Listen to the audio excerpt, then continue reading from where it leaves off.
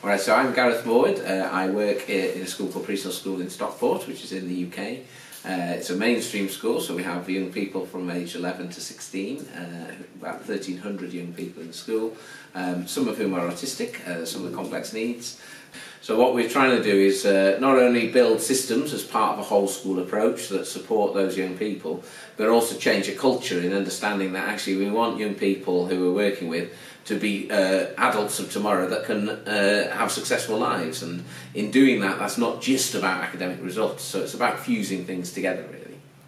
So in essence, the saturation model is what we published in the paper Mainstreaming Autism 2011, and it looks at a complex set of different elements that feed into an inclusive approach, looking at the environmental factors, direct support, flexible provision, educating the peer group and training staff.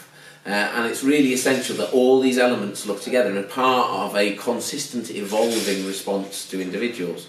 I think sometimes you might find a setting that would put a ramp in so that a wheelchair user could use it and say, we've done it. I think the trouble with including young people with hidden disabilities, certainly autistic young people, is that you have to consistently evolve and change and develop your structures, because every child is individual within that. And I think that's hard work, and that's why people prefer just do something that's a fixed outcome and say we've addressed that, that's sorted.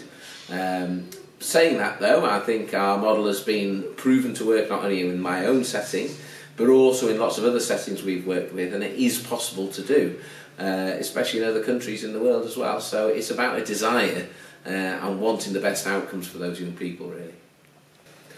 I think the idea of resources is something that people say a lot. It's expensive, it's too hard to do this, and actually the biggest resource in including young people is a positive attitude, in my view. And actually, if people want to make a difference, you can.